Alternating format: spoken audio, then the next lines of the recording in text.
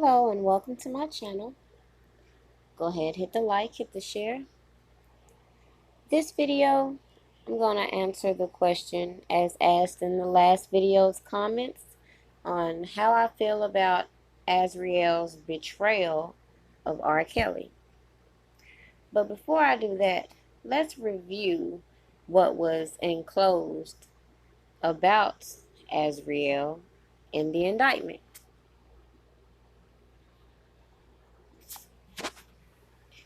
Now, as much as I've searched, I haven't seen the updated copy of this New York indictment. So we're just going to go by how they have the Jane Does listed. Because, as you know, they've switched up this indictment quite a bit.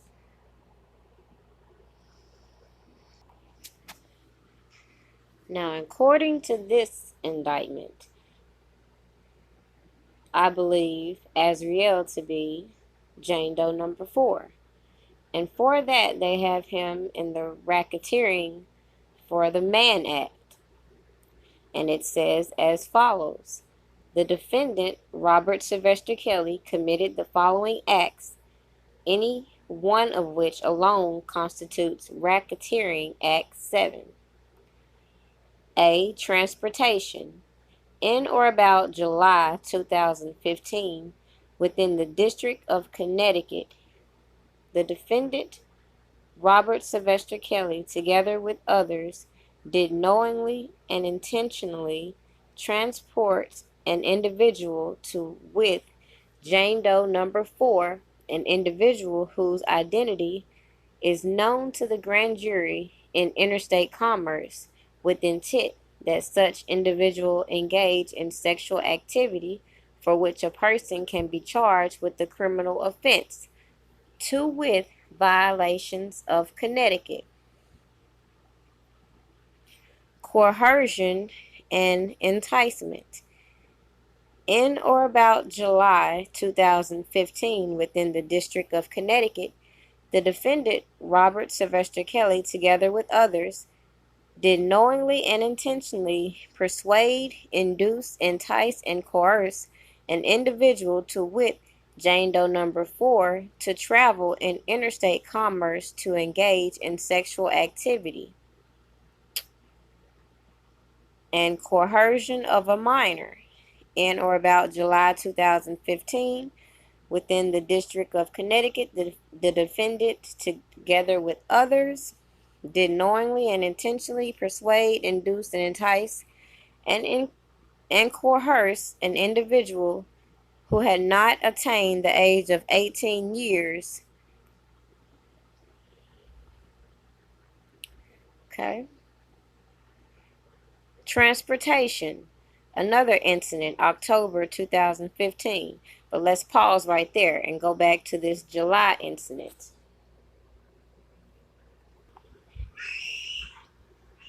So as I go into R. Kelly's timeline,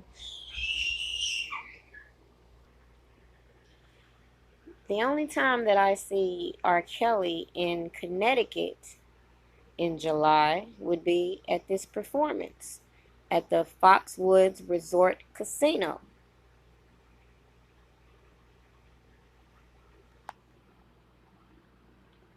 Around the same time, if you had went to Azriel's Twitter, it seemed like she had a lot going on in between her and her former boyfriend. But it don't seem like she was doing any traveling according to her timeline, as every time she did any traveling, she made sure to post it.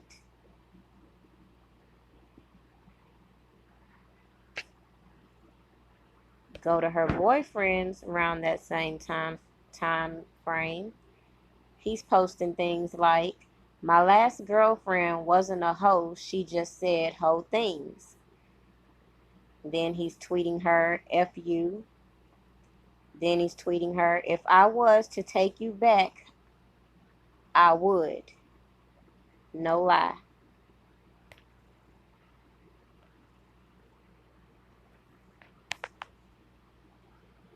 Let's fast forward. according to this article, a source pinpointed seeing Azriel at this specific concert.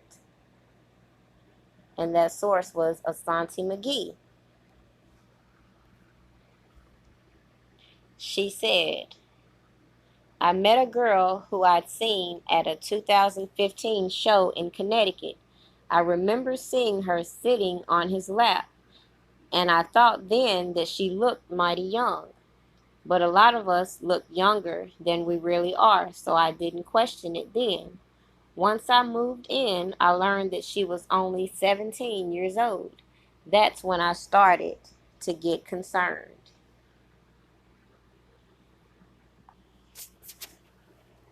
Okay, so moving on to the next witness. Cheryl Mack tells Tasha K that Azriel Clary gave R. Kelly oral sex in front of her at age 17. And this was July 29th, 2018. Shouldn't the question have been then, with these people alleging these two incidents, why didn't you come forward then with this information? What was the point in both parties then contacting Tim Savage to get all this drama stirred up instead of contacting the police?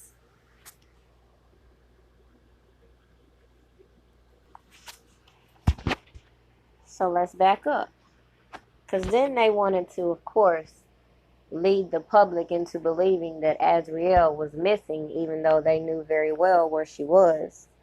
According to the beginning of their timeline, Azriel met R. Kelly 4/18/2015. This was when R. Kelly performed at the Funk Fest.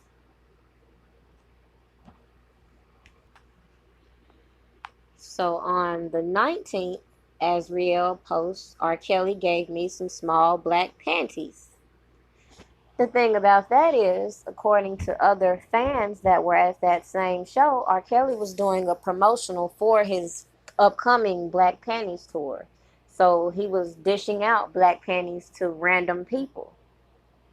And it's just ironic how they put this out there purposefully, along with the other things that I'll point out as well.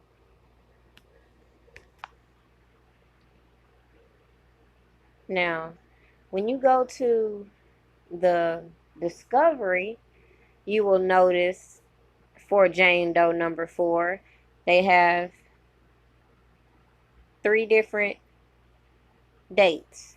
They have 5/2015 twice for Airline Manifest, and September 20th, 2015.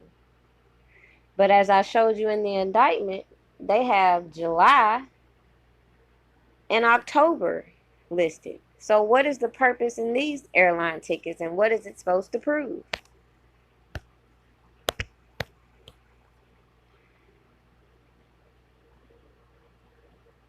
You have Azriel. I guess the point was because Azriel was doing some traveling, and as I said earlier in the video, she made sure to post when she was doing the traveling.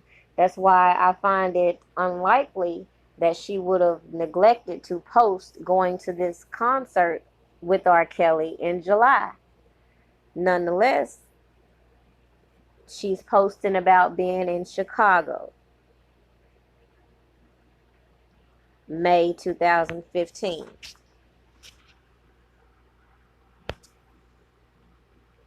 And as you notice with these indictments and with their evidence, they will never give you specific dates. So all they have is 5/2015 in the discovery.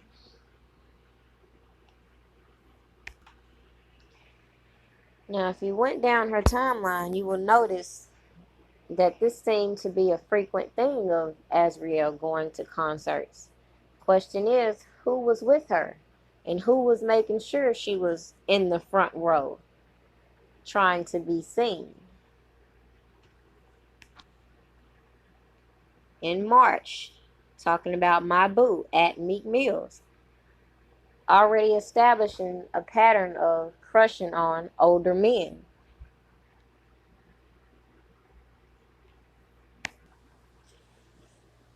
Then we see a dramatic change in the way she's presenting herself.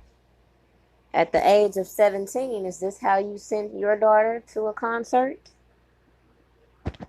And if you look even harder, you will notice, as we all saw, who on the case. That seems rather intentional, if you ask me.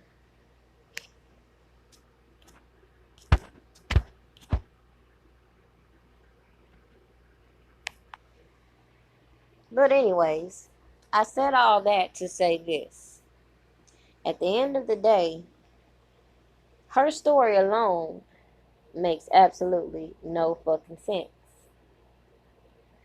And the fact that they have this little piece of paper still attached to this notebook is their evidence, saying that a woman named Valerie Denise Payton was who they're giving authorization to chaperone their daughter.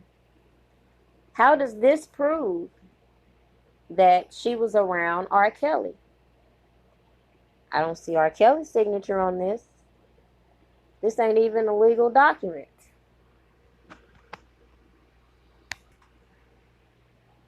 So why is it if we have this RICO, this enterprise, we don't have the person who's listed as the alleged chaperone?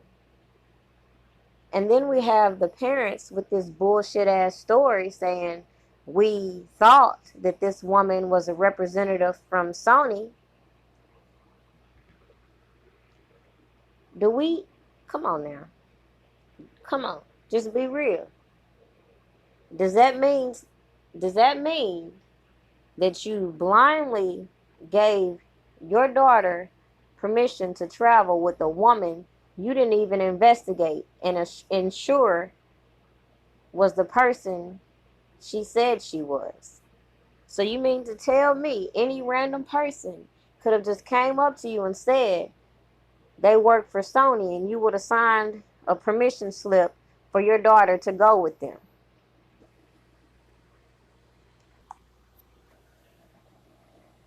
Now, just to top it off, then we have her father exposing exactly what went left. Because even hypothetically speaking, if they did think something was going on between Azriel as a 17-year-old and R. Kelly, they would have been fine as long as she had have gotten a song out of the deal. I ain't get up from him. I was like, oh, she was at dead on one saying, okay, we done. That's good thing. I ain't got to lose no more money in that shit. That's it. So you just want to make a song, huh? So you just want to make a song, huh? So you just want to make a song, huh? If she had made her song, then she got that fulfillment like he was down. Like you didn't use it to anything for her. If you were in fulfillment, I would have even been deep in that hard now. If you were in fulfillment, I would have even been deep in that hard now. If you were in fulfillment, I would have even been deep in that hard now. So you think if she would have sat up there and went in there and did a song with R. Kelly, and all this shit would have been going on with her being 17 and all this shit? So you think if she would have sat up there and went in there and did a song with R. Kelly, and all this shit would have been going on with her being 17 and all this shit? And I don't think none of it would have really went on because she would have got to fulfill her independence. And I don't think none of it would have really went on because she would have got to fulfill her independence. Shout out to DJ Tyson for that. But that is exactly why, from day one, I have had absolutely no respect for Angelo Clary and his minion over here. I ain't even gonna say his name. For the simple fact, if you had listened to them from the beginning, you would have heard the bullshit. Number one was the fact that they kept saying about this 17 shit, when if you go look up the age of consent, what does it tell you? The fact of the matter is, they tried to make R. Kelly an authoritative figure just to charge him in the way that they did. But that don't change the fact. Number one, we have yet to see concrete evidence that Azriel was with R. Kelly between the dates that they have stated. Number two, the dates that they have stated don't add up. According to them, they didn't let Azriel go travel till 3 months before her 18th birthday, yet they're bringing up her doing this traveling in time periods where Angelo was so dumb he blew his own story. Now, Angelo was so busy trying to prove what a star Azriel was going to be without R. Kelly, he posted this little flyer in which it showed she was touring, doing shows and whatnot. In May 2015. So could that not explain this airline ticket they have provided?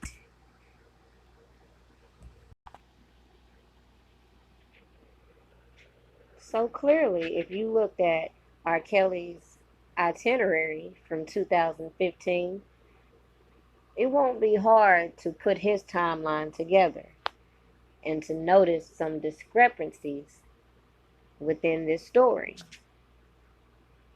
With all that R. Kelly had going on, you want us to believe that he was spending time going back and forth trying to transport Azriel's ass against her will. But back to the subject at hand. I just had to get the story out there first and foremost because it's utter bullshit. Utter fucking bullshit. So to sit here and watch her tell us the motive behind her betrayal is very clear. To sit here and tell us, yet again, you signed this consent 3 months before her 18th birthday, and then to keep going on these platforms stressing she was 17 and have yet to prove she was even with R. Kelly during that time frame is funny. Even more so funny, they're on record saying things like, I didn't trust him. What I trusted was I raised my child right. I trust my daughter will be honest with us. But then according to them, before signing over these guardianship rights to this woman they thought was representing Sony, they allegedly caught her at a hotel room with R. Kelly.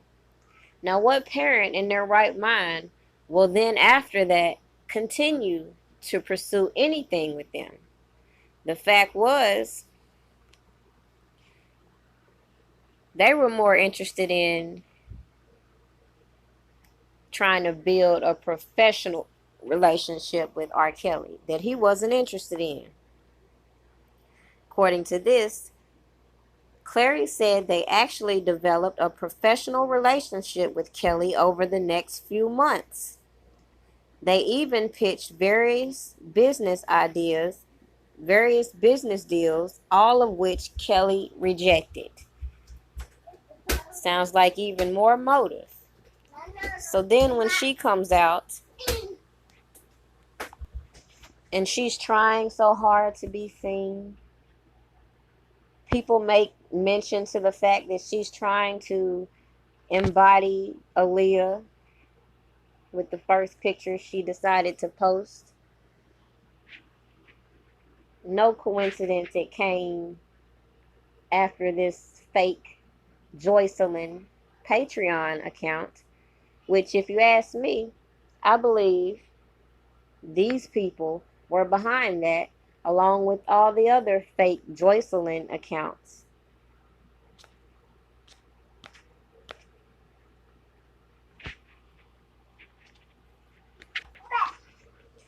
People are clearly boosting her head up, making her think she could ever be anything like Aaliyah. It's comical. Even her dad, during the time that she's supposed to be missing, still trying to pitch her to another celebrity. But she's showing us exactly what the problem was. She, like so many others, wanted to be the wifey. I don't know any rational person that would be 1 minute talking about, I am a victim of this person, but I'm going to keep wearing their clothes. And in her little fairy tale world, her justification, she says, clothes don't define me. There are female celebrities that still have cars, houses, and clothes from their exes. Make sure you go comment under their stuff too. There's a difference between having gifts from an ex that you may still have and sitting there putting on their clothes to film Snapchat videos, YouTube videos, etc. Every time you turn around, she's throwing out that subliminal, he didn't make her his wife. So at the end of the day, even so much as continuously posting the man's dog. So at the end of the day, it's very clear that Jane Doe number 4, Azriel Clary, will not make a credible witness. So, considering how worked up I see a lot of people getting when they see her ignorant post, I would just laugh for the simple fact she's fucking up her own case against R. Kelly. And the fact that she says that her testifying on him depends on his fans solidifies what I felt from the beginning.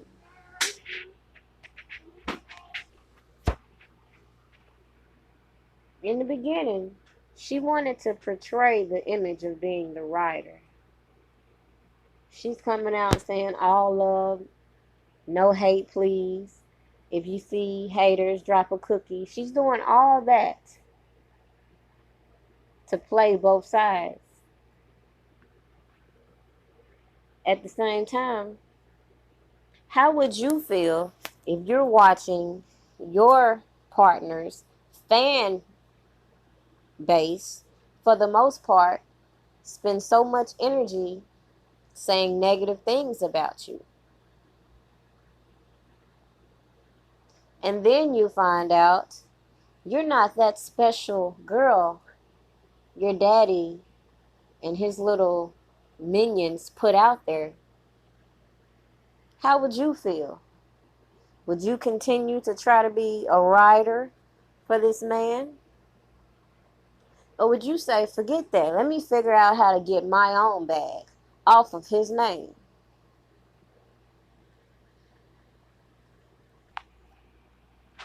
You could clearly see her father and his little guy riding in the coattails this whole time, trying to sway her decision. And while they want to keep portraying R. Kelly as the master manipulator, Same thing we've heard from the beginning from Cheryl Mack. They keep pushing this master manipulator, but I think we can see clearly who's manipulating the situation. As they said before, Azriel was doing her own thing before meeting R. Kelly. And it's a shame that her father, the career criminal, would rather try to take a shortcut and, in a sense, put his daughter at risk for his own selfish reasons. Clearly, they have had professionals around them, so they know the proper channels and the way to maneuver. But instead, they wanted to try putting her in the front row, as she captioned, to see where that would go. Sadly, R. Kelly just happened to have the shady people in his camp that will enable this type of behavior. I think some of you have heard before how things go in Florida. Most refer to it as the scamming capital. So if you take someone who has a history such as Clary, and it looks like in 2015, Clary had a failure to register, because he did have a sexual offense on his record. Looks like that started February 2015. So when you have a career criminal, how is it a surprise that they will use their own daughter, who they spent more time away from being in and out of jail, than actually raising to be the queen that he's portraying he wants to motivate women to be today?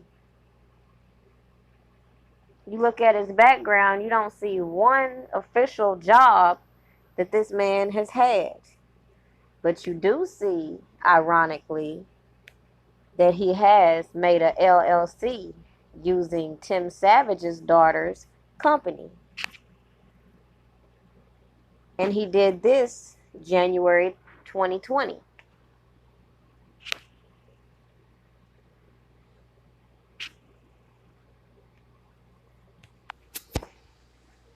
In conclusion, my thoughts on Azriel: she is what she eats.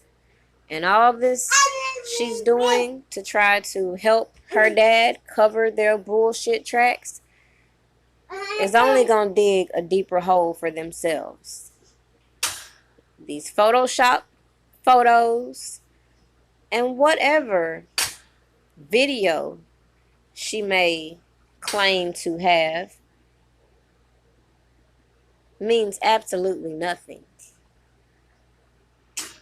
So at the end of the day, it sounds a little odd to me, all these people are having to submit these text messages and all that, when shouldn't the prosecutors and all these people, aren't they able to subpoena the official records from the communication companies? Cardi B already showed us how easy it is to get caught up in someone using fake messages. So is it irrational to think that these people could have faked messages to present? We already know Crooked Avenatti put his work in to get Kim Fox to proceed with soliciting these victims to get her charges started. So is it far-fetched to believe that everything else that they may call evidence is a load of bullshit? Now, we already know she filed a fake police report and lied about the incident with her and Joycelyn, and even did this premeditated, as she made this post, as I pointed out before, at 1:43 and then goes live at 2 to fight Joycelyn. So just like her scamming ass father and his convicted attorney, I don't think their words are going to hold up in the court system.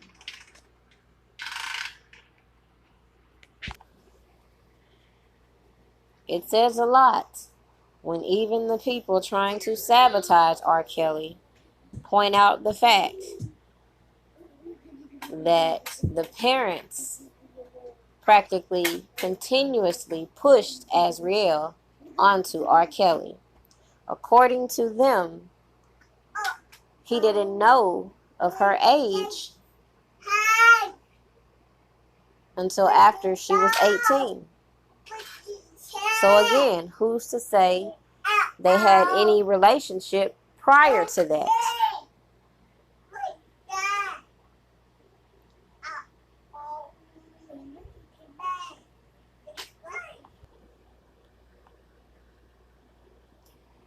She may have forgotten some of the things she's posted over these last few months. But you can trust and believe, if I don't have the receipts, it's plenty of other people that do. And that's a fact.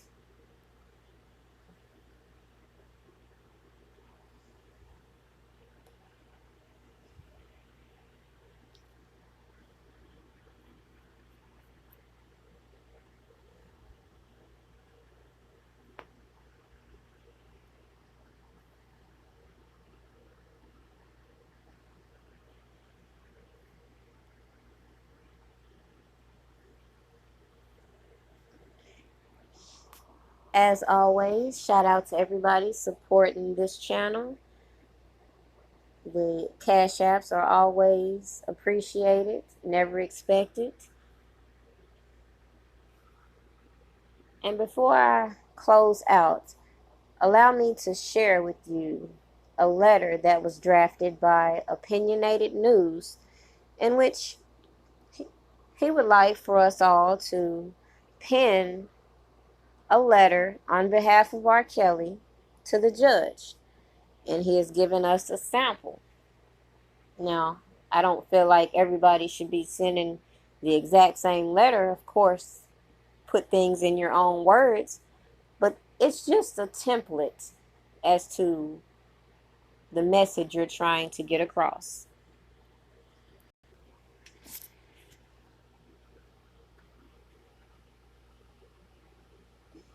Feel free to pause this video and screenshot it.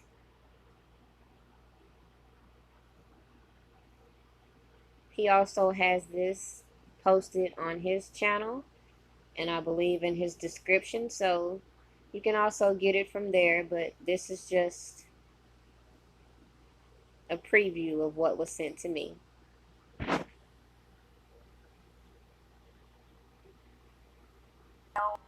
Wrong. Our last conversation that I had with him in Chicago, he inspired me and told me, "There, just do what you want, do what makes you happy." He told me to continue to pursue my dreams, pursue whatever I want to pursue, and that's really all that I would be able to do.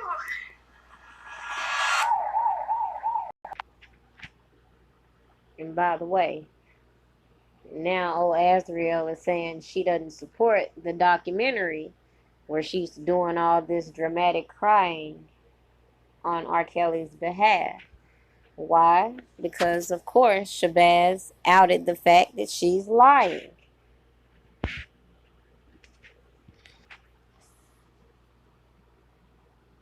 And here's where she's clearly saying that her testifying depends on his fans. But one thing's for sure, they walking on thin ice. They're definitely not about to disrespect me, my family, and attempt to punch lies into my story because I choose to share with the world what I've endured. And according to her, she didn't leave R. Kelly because he was abusive. She didn't leave R. Kelly because he made her eat her own bowel movements. No, no, no. She left R. Kelly because he was lying and lying to Joycelyn. Yeah, make that make sense. You didn't mind eating the doo-doo, but the last straw was when he lied to Joycelyn. Or is the truth that you found out it's Joycelyn's turn and you're going to sabotage her being able to visit him? Maybe that's how that went. What do you think? Meanwhile, her father's advocating for young queens, while one daughter's admitting to eating doo-doo and the other one's on Instagram with the dildo. Okay, make that make sense. I'm gonna leave y'all with that as I get ready for the next video. Who is it gonna be about? Well, since I heard something interesting tonight, how about we connect Wayne Williams and Linda Merch, or whatever her name is. Do I believe Wayne Williams is testifying against R. Kelly? No. And I'm going to show you just why. Stay tuned.